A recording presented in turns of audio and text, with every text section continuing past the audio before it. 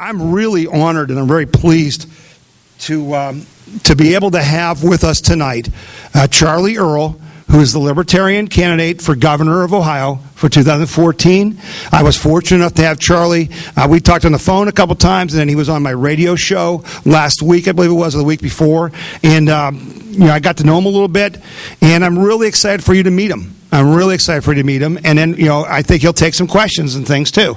So he's a straight up guy. I'll tell you right now, he's not gonna give me that political double talk.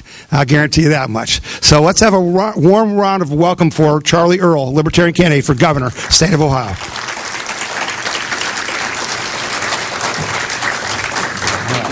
right, good to have you. Thank you. Thanks for coming. Really mean it.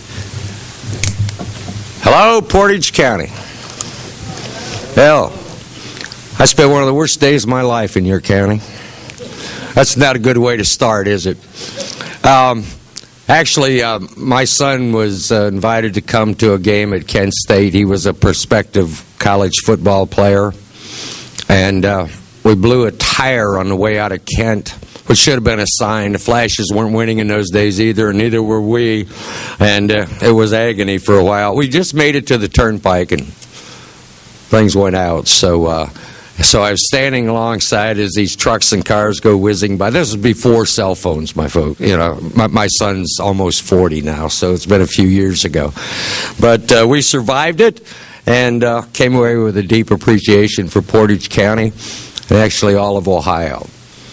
Yes, it is early, and I apologize for twisting your minds forward to 2014. But we are running from behind, and so that's one of the reasons we felt we had to start early. And I am running as a Libertarian, which is not a common word in most of your households. And I can understand that, because I, too, like most of you, came from the GOP. In fact, I served in the state legislature as a member of the House of Representatives back in the early 80s. I served for 2 terms and term limited myself in 1984, didn't run again.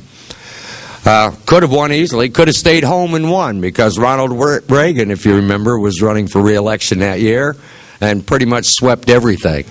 And I could have had an advantage there, but I was young, I had a business, I had young kids and a family, and felt it was time for somebody else to step up. The guy that replaced me is still there.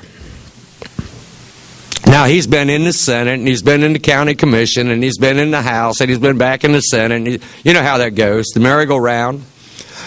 I also, back in those years, I served with a young senator, the wonder boy of the Ohio GOP. His name is John Kasich. I served with a young House member on 2 committees who was the wonder boy of the Ohio Democrats. His name was Sherrod Brown. I served with a fellow named Mike DeWine, who was in the Senate. And I served with a House member who was a young firebrand of conservatism named Bill Batchelder. And folks, the reason I'm running for governor of Ohio in 2014 is because my friends have lost their way. They went in with great ideas and great enthusiasm about smaller government, which I think is a false argument, that the argument should be constitutional government. I don't care what you say smaller is. It's got to be the Constitution, my friends. But they went in with all these great ideas about restraining government, and yet in the last 3 years, the Ohio budget has grown by 21%. Now, we haven't exactly been fat and rich in Ohio for the last 3 years. We've had our struggles here, as you all know. You live up here in the northeast corridor of the state, which has had some of the greatest troubles. I live right outside of Toledo in Bowling Green. And if you want to see little Detroit, come to Toledo. But we've had our troubles, and there's no excuse for the state budget to grow by 6.7% a year for 3 years in times like these. So that was another impetus for me to go. One, that my friends had lost sight of why they were there, and 2, because I felt the state needed a new direction, a constitutional direction. The theme of our campaign is a bold Ohio. I'm a native. I was born in Fostoria, Ohio. I grew up on a dairy farm in Seneca County. For those of you who don't know much about the dairy business, I was 14 years of age before I discovered cows had heads. But my dad gave me a marketable skill because I worked my way through college at the College of Worcester, milking at the OARDC on the other hill. And so I was up in the barn at 2:30 in the morning, out of there at 6:30, home and shower. I had to shower because my classmates wouldn't have liked it. And then in for an 8 o'clock class, out. My last class is at 1, back in the barn at 2:30 in the afternoon milking cows. 98 cows, twice a day. But my dad gave me a skill that got me through college. I lost my father 10 years ago, and I was just telling Bob Bridges, who travels with me, how much I miss him. I wish he were here. I got a bigger vocabulary, but he outweighed me in wisdom by many years, and I miss him. So anyway, I'm a farm boy, and decided that, that Ohio has it all, and especially agriculture. I'm a big fan of agriculture in Ohio. And I feel that farmers exemplify to me the essence of boldness in Ohio. It takes a lot of guts to go out there and plant that crop. In fact, I know for a fact I'm doing that today. I don't mean today, I mean at this time in my life, to plant that crop not knowing what you're going to be doing in the fall. You may or may not have one, or you may have a feeble one, you never know. But it takes a lot of guts and a lot of faith and a lot of prayer and a lot of expense. But they're bold. It's been 90 years since we've had a president from Ohio. We are called the cradle of presidents. Now, Virginia would argue with that. And I would agree with Virginia that maybe their presidents have a little more power and a little more impact than ours have had. Most of ours ended up dead in office. But nevertheless, 8 presidents either administered here, lived here, or were born here. But the last one was Warren G. Harding, and he died in 1923 in office. 90 years, but Ohio was a leader. Remember, we were the rubber capital of the world. And over in my neck of the woods, we were the glass capital of the world. Then we had these couple of little crazy bicycle guys that decided to go down to Kitty Hawk, North Carolina, and see if they could get those things airborne. We had a guy from Milan, Ohio, who supposedly, the story goes, tried 1,000 times to come up with an incandescent light bulb. And he finally managed to get her done. Thomas Alva Edison. And then Congress, in one fell swoop, decided it was illegal. So, anyway, that's the way it goes, I guess. Politicians mess up everything, it seems, when they get going. But we had Charlie Kettering from Dayton, designing the cash register, and he'd probably be flipping in his grave right now if he knew how well those things can calculate taxes when you go to check out something. But anyway, we had a bold Ohio. We had inventors, Firestone, We had people who dared to step out, take risks, and do things. I think we've lost that in this state to a degree. It seems like we're hunkered down just trying to get by. And I think we're better than that. We are better than that. And so I want to see us take advantage of the resources we have here in Ohio. First of all, let me say that I am a born-again Baptist pro-lifer.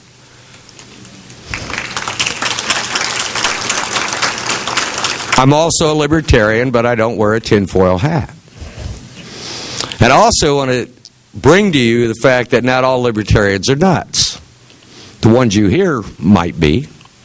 But what you'll find with libertarians, even among our fringe element, is they are extraordinarily honest.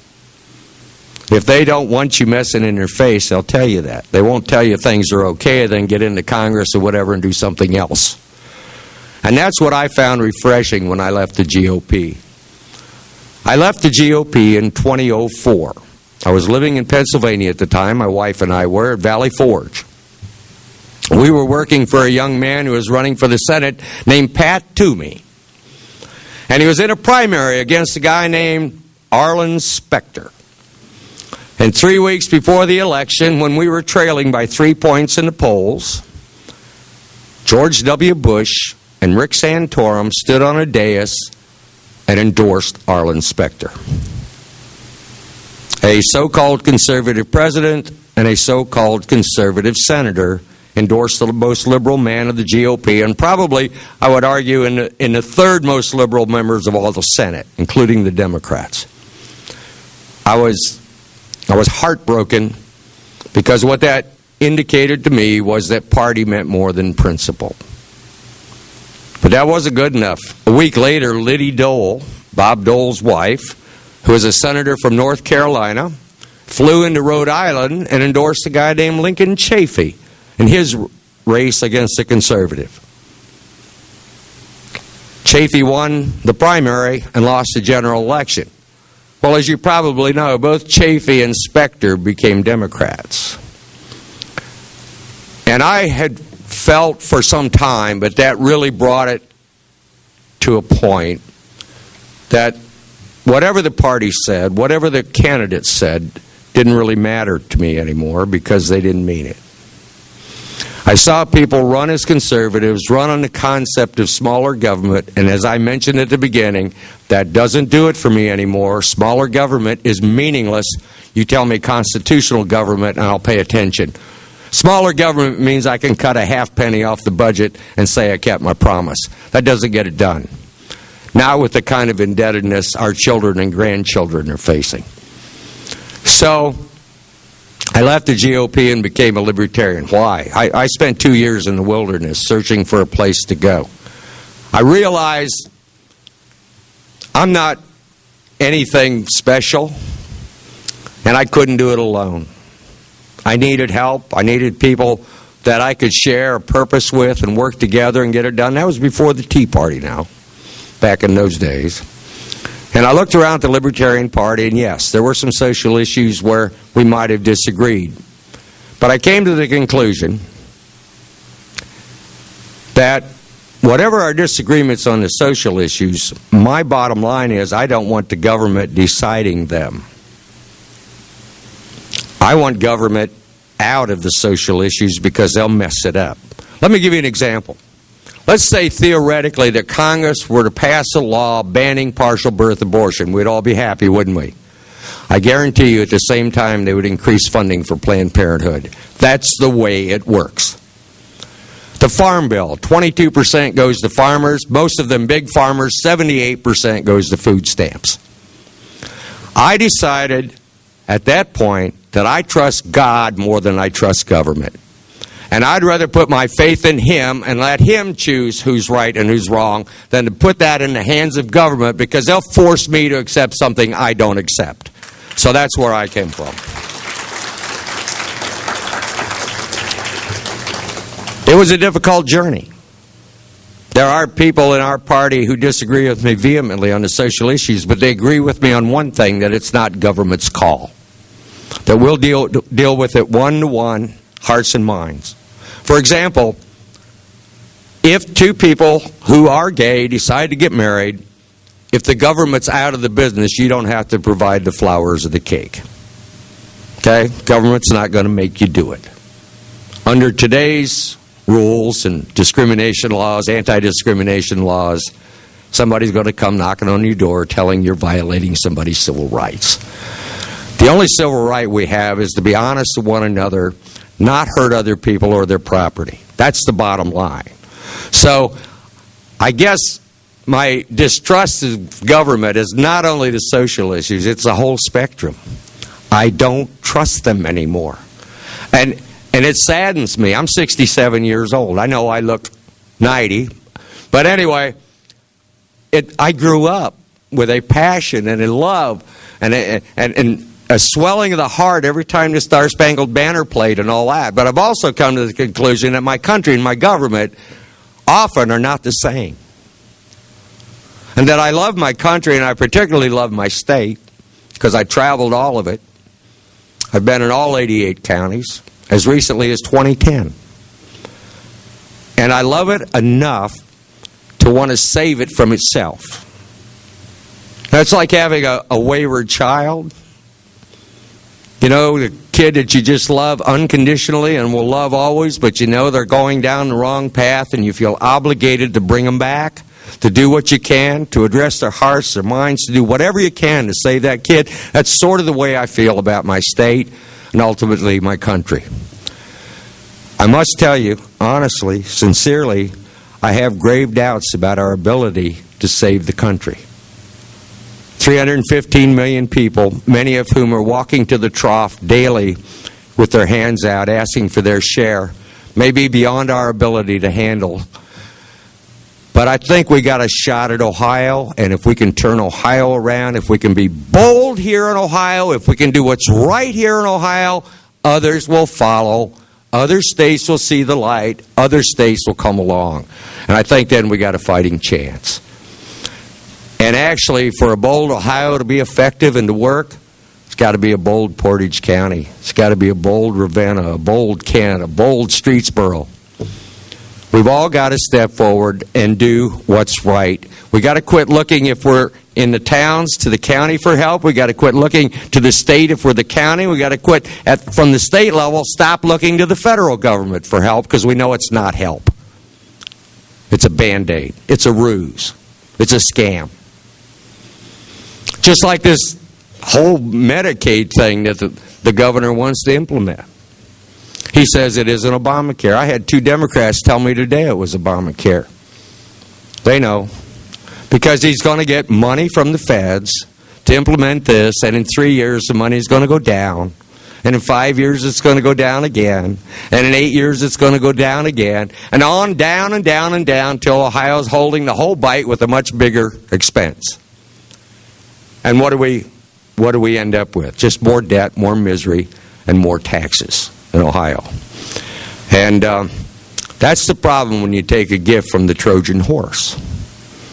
You end up paying for it eventually. And I just don't want to do that. Let me give you my approach to the federal government. It's the 3 R's. I'm sure many of you went to school at a time when they still taught the 3 R's. We're not so sure today. But anyway, my first R is reason. If the federal government tells us they want us to do something or insists that we do something, we'll try to reason with them. Now, that's like trying to reason with a rock sometimes. In fact, you probably got a better shot reasoning with a rock. But we'll try it. If that doesn't work, we'll resist it. And by golly, if that doesn't work, we'll reject it. Ohio will reject unconstitutional federal mandates that tries to force us to do things against our best interest.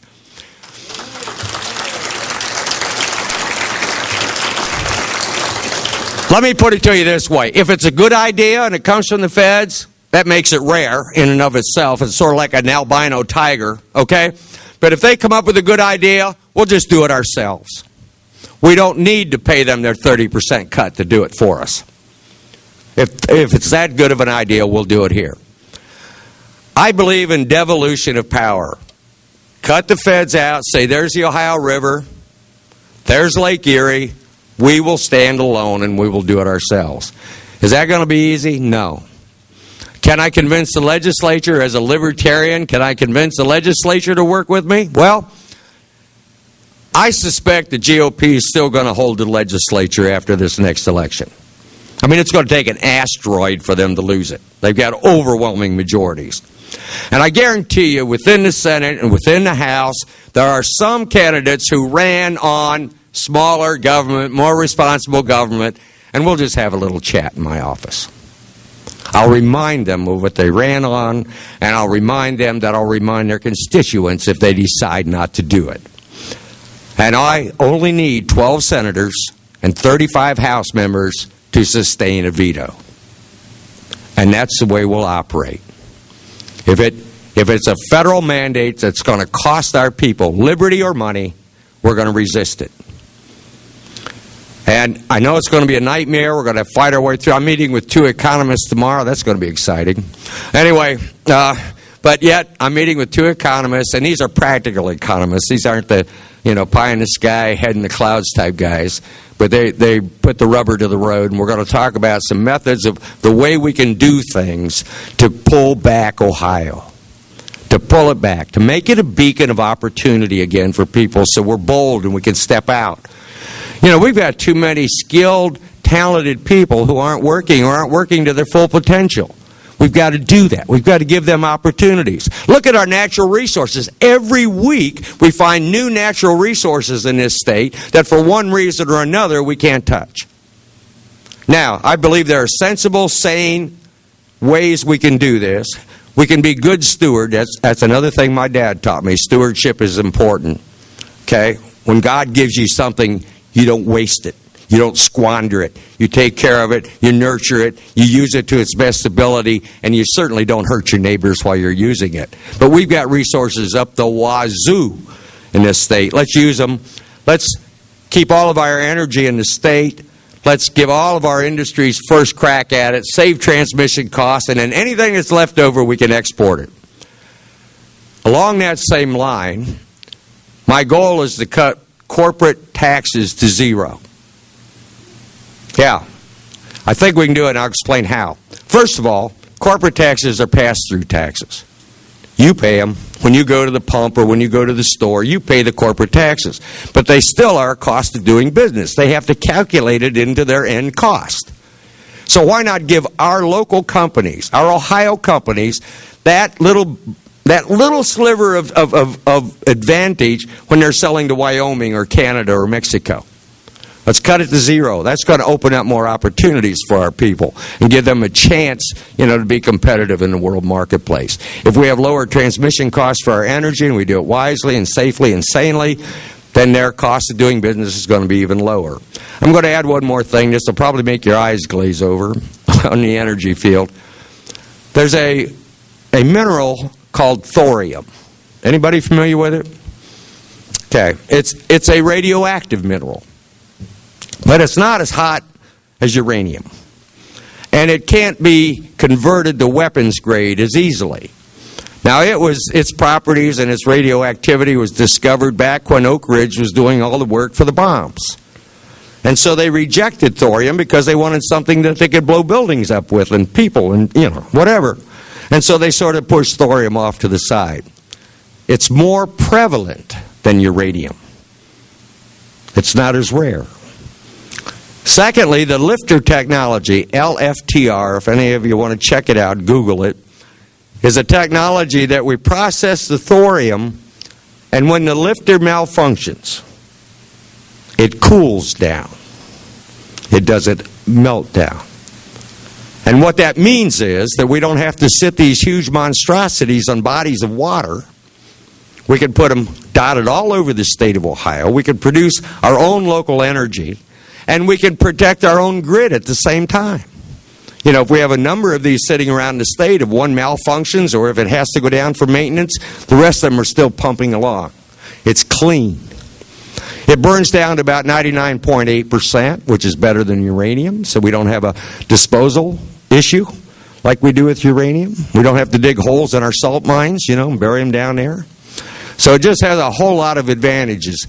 But the Nuclear Regulatory Commission is denied opportunities to explore it because they're all invested in uranium.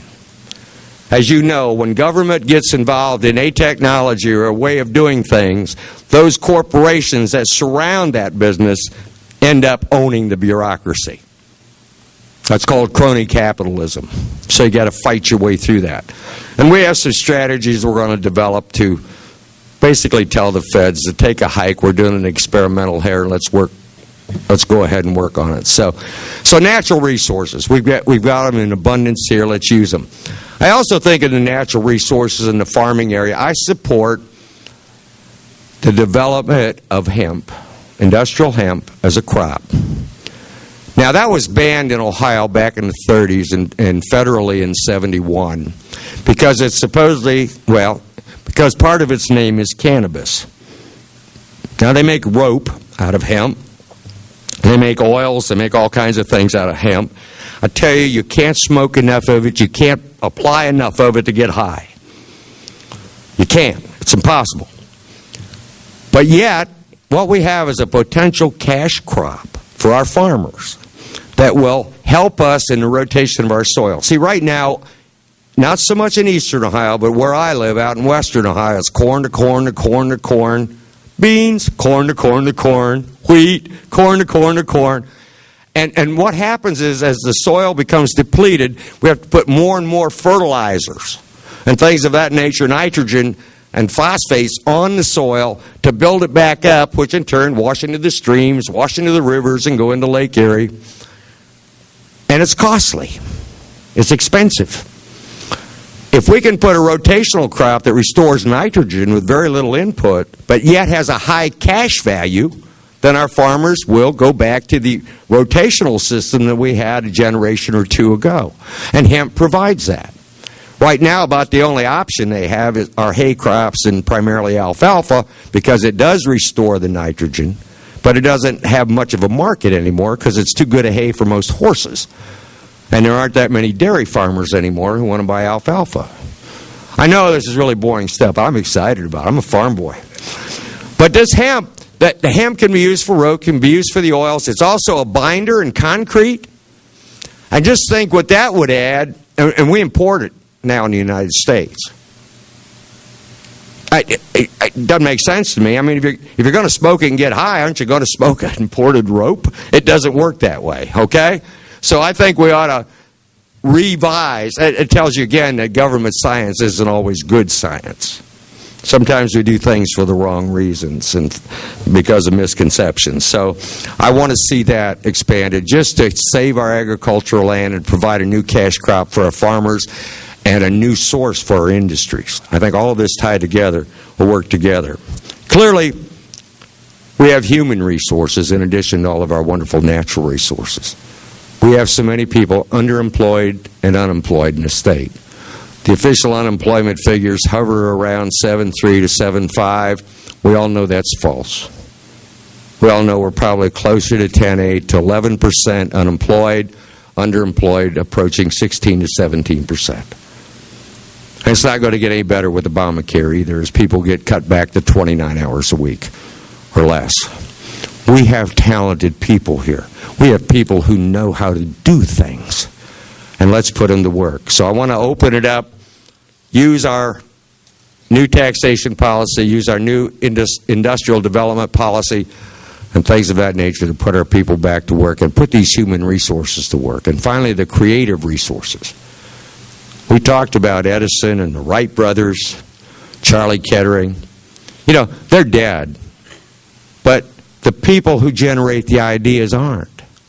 I imagine in this room right here are people who design things in their workshops or in their barns or even on sketching on a piece of paper some Sunday afternoon sitting on a sofa. It's there, but the opportunity to develop these and bring them to market and do things with them just seems to be too flat here in Ohio. We are blah here in Ohio.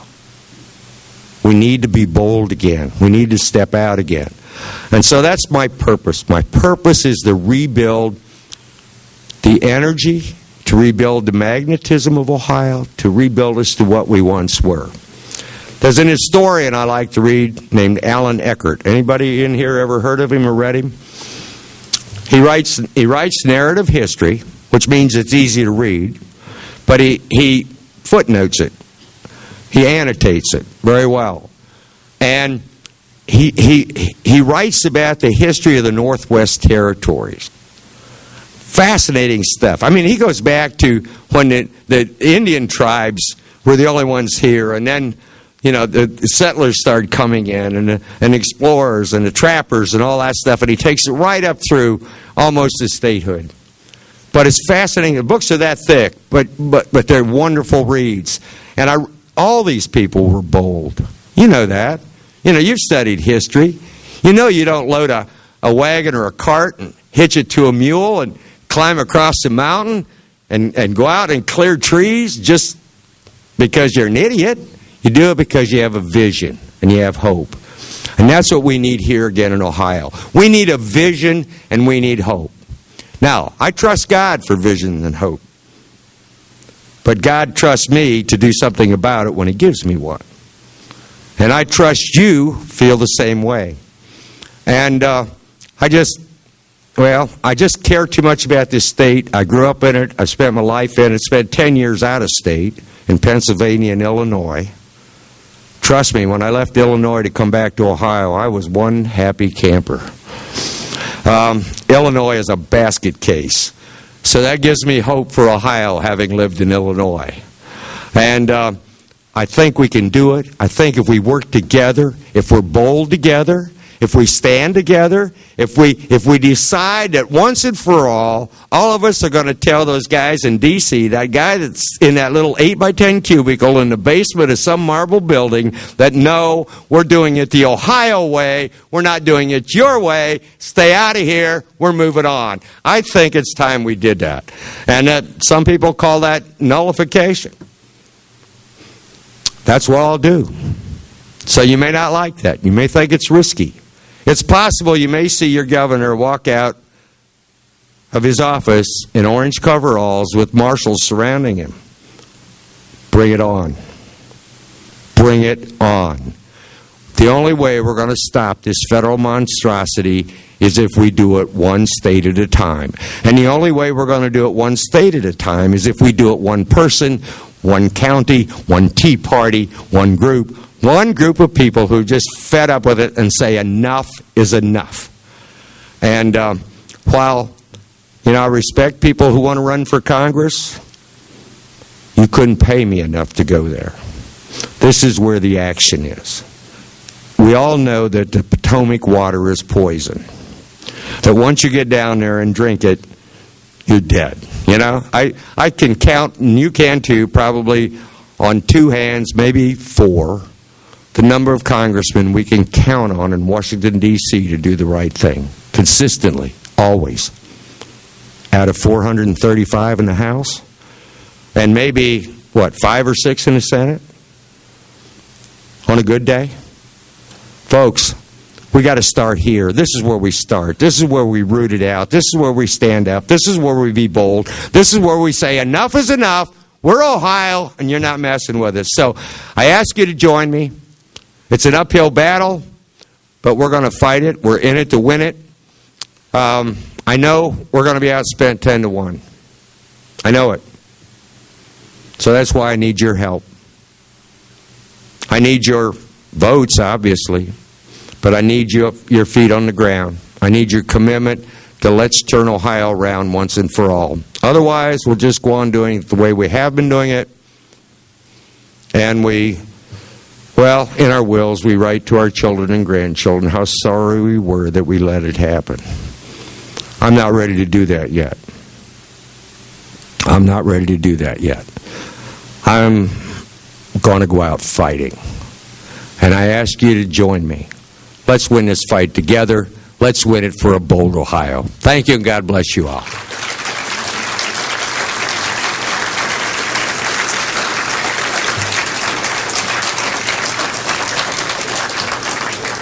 Want me to take questions? Hey, I know that you're aware of something known as Agenda 21. And this is not a party politics issue. Both parties are advancing this agenda all across the country, but particularly here in the state of Ohio.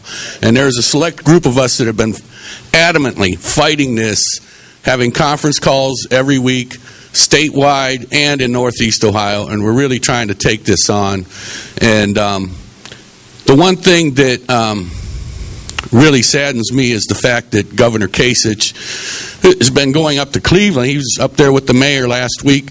They're bringing regionalism into Cleveland, all throughout Northeast Ohio, actually. But Cleveland, they're talking about lowering the speed limit to 35 miles an hour on the shoreway. They're going to have green space. They're going to put in bike trails.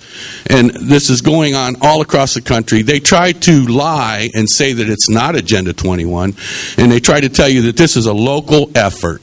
This is all local. Well, if it's only a local effort, why is it taking place in every frickin' county in the country at this time? The same stuff. My question for you is, the two guys you're running against, the Democrat and the Republican, are both they love this regionalism stuff. Where do you stand on regionalism? They do it under the guise of sustainability, to make life better for all of us and to make it so we can live and work in the same place and all that kind of stuff. Hey, folks, we were doing that in the 1300s. And then those guys named Edison, the Wright brothers, Harvey Firestone, and all them developed other things that gave us the mobility and the freedom to move around and experience some freedom and some opportunity. The founders and the framers gave us a political framework to do all that. I don't want us ceding our sovereignty to anybody, anywhere. Now, let me slide sideways and then come back. There's also a thing called Common Core in the educational field, where basically it's dumbing down our students in the sense that the level is lowered so everybody can have a common standard. That's the common. In fact, the worst thing about Common Core is it's common. The second thing bad about it is they're collecting data. It's all together, Steve. The sustainability, the Agenda 21 is to limit our property rights. We don't have any now. Do you know if you're 90 years old and you lived on the same property all your life and you become forgetful and don't pay your property taxes, theoretically the sheriff's going to come sell them out from under you? That's not ownership, folks. That's a long-term lease. As long as you have your right mind, you lease your own property. I believe that each individual has property rights. That's the whole essence of liberty. The right to own property. And I believe liberty is a gift from God. He gave us the freedom to choose Him or not. And He gave us the freedom to go about our lives as long as we don't harm others or their property and live the way we will. Try to be responsible citizens with our neighbors. The Agenda 21 takes all that away from us and fits us into little cogs in a big system. I don't have anything against people who want to ride bicycles. In fact, those who ride on the road sometimes annoy the living tar out of me when I'm in a hurry. But on the other hand, I certainly don't want to spend my tax dollars converting an old railroad track or taking somebody's property alongside the highway and turning it into a bike path. If you want to do it in a city, let's have a clear vote on it. Let's don't do it through regional things. Let's deal with it in a way that every citizen has a right to decide what's best for their community. Right now, they get these grants and they lure you by saying if we don't do it, we won't get the money. That's another reason I want to tell the feds to hike it. I don't want their grants. I don't want their grants in Ohio. So you may argue with me about that. You may decide not to vote for me. That's fine. Vote for the guy that gets the grants and sticks you with the bill. I don't want any more of their grants because their grants come with a little bit of cash and a lot of strings. Okay? A lot of strings. And that's what Agenda 21 is. It's a series of strings coming down, and when you tie the links together, you suddenly find out you lost control of your neighborhood. You lost control of your community. You lost control of your county. Yeah? Yeah, everything. And we have enough trouble holding control now. Let's take it back. Let's not wither on the vine anymore. Let's stand up and fight it. Okay. Sitting in here is good, talking about it, but let's stand up and fight it. I mean, fight it. Yes, sir. Have you had an opportunity yet to see the video about nullification, the rightful remedy? Yes, I have. And I am a nullifier, although we call it interposition. Well, of course, that refers to many of the legislative activities and promotions that are already underway in the many state houses. Right. But Jason Rink came and showed that here in eastern Ohio several months ago, and I was able to see it. I also want to report something of Kasich's activity down in Greene, Ohio, where he apparently has not succeeded with his corporate welfare for Diebold Corporation, which makes voting machines at one time. Yeah. And they're not building their new corporate headquarters based on corporate welfare from the state of Ohio. Amen. Amen. Jason Ring, by the way, is a libertarian, a Christian libertarian, and I invite you to check him out. See, we're not all loons. Bob, who travels with me here, where you at, Bob? Did you go hide? Oh, there he is. Okay. Bob's sort of loony, but I'm straightening him out. He's coming around. No, I tell you, the thing that impressed me about the Libertarian Party of Ohio, and I hope you get to know more of them, there are a lot of 25, 30, 35-year-olds in here who've seen that we've gone astray, that we've relied too much on government, and that anytime government's calling the shots, I say all the time, government has no heart, no mind, and no soul. Why should we trust government to serve our best interests when they have no heart, no mind, and no soul? And so These people realize that, and they're coming around. A lot of them have the same belief system I have. Some are a little different, but they are young, vibrant people who want to get back to what the founders and the framers promised us. Now, we know I'm not going to live long enough to see it, and many of you in here won't either. But by golly, we can turn this thing around. We can get it started going the right way, and we can leave it for them to finish the job. And I think there are enough of them that will do it and get it done. But we need somebody with the guts to turn it around and to stand up and say no. And one person can't do it. I need all of you to help me do it. Because when I get down there, if we get elected, then the state reps, we're going to have to put pressure on them to do the right thing. And I'm going to need you back here, putting the heat on them. Because I don't know what it is. I don't know why when people get into office, they lose track of their reason for being there. I wrote the other day on a little thing I write that it takes an ego to run for office, but it takes humility to serve. And somewhere in the process, they lose the humility and keep the ego, you know? And I don't have, after this job, I'm done. I'm going back to the farm. I'm not running for president. I'm not running for Senate. I'm not a career politician. Just about everybody else that's running has another goal, the next job. That's not my gig. In fact, I loathe career politicians. I think we need people who have the courage to go in and do the right thing and take the chips wherever they fall. So I love my family too much. I love my state too much.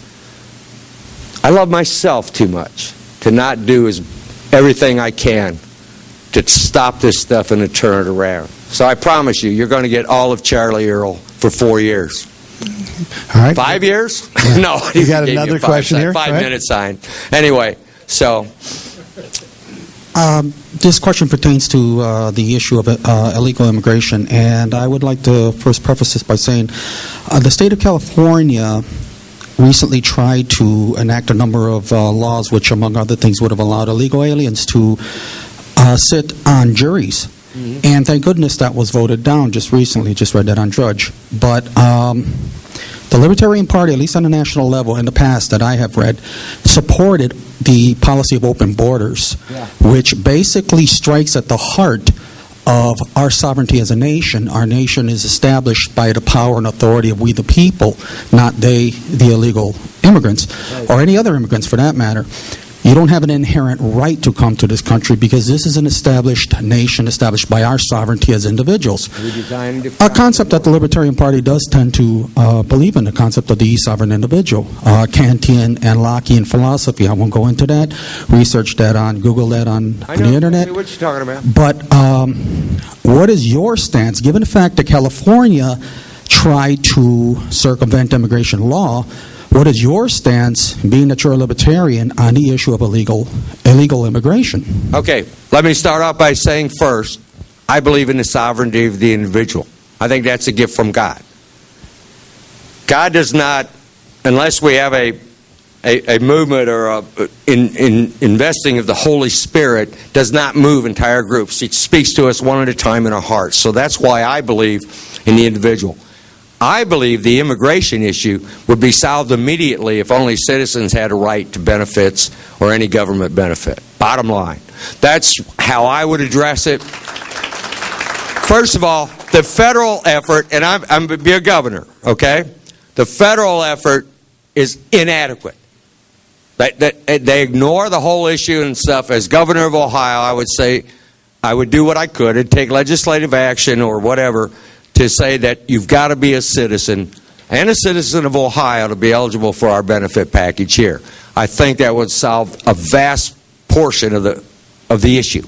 Because if you get no freebies, there's no reason to stay. Now, if they're staying here for jobs, then they're competing with regular workers, okay? That's an issue we would deal with at the time. I think, again, we would require citizenship as a first step, go from there.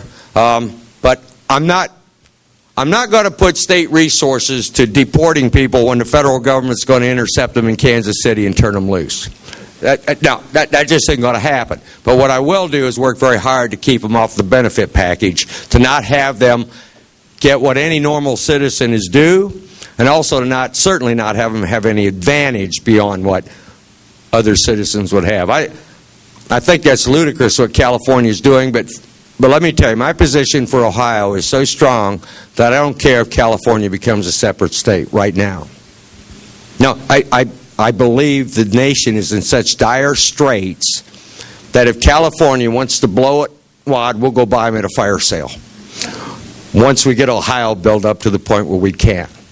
My concern right now is to save this state and the people I love and my family and my area right now. I can't do anything about California except remark that they're nuts, but we've known that for years. By the way, I should tell you finally, and then we'll break, that it was about 10 years ago that I discovered a new respect for Robert E. Lee. For a long time, I wondered how a guy could defend his state, which had something as egregious as slavery as a major component of the state, against the United States of America, the federal government that I grew to love and was how I trusted my heart. You know, I said the pledge to it. I understand how he could do that now. Because Virginia, right or wrong, with all of its flaws, it was his state, his people, his borders, his families, his neighbors. And I understand that today because I feel the federal government is literally invading us. And it's time for us to stand up and be strong and be bold, Ohio. Thank you. I'll be happy to talk to you individually. Right. We've got a bucket back there if any of you want to help us pay for our new El Dorado. It takes money to run. And Charlie, where can they get more information about you as you go through your campaign? What's a website? EarlandClarkForOhio.com. Okay. I don't watch that stuff much. We're all EarlandClarkForOhio.com. My running mate is Sherry Clark, wonderful lady from Delaware County, just a great gal. And then we're on Facebook, Earl and Clark for Ohio, too, I believe it. Isn't it, Bob? Okay. Yeah. Earl and Clark for Ohio. And Twitter. We're on all those stuff, but I'm a Luddite. I'm lucky to have this phone. Otherwise, it would have a crank on it.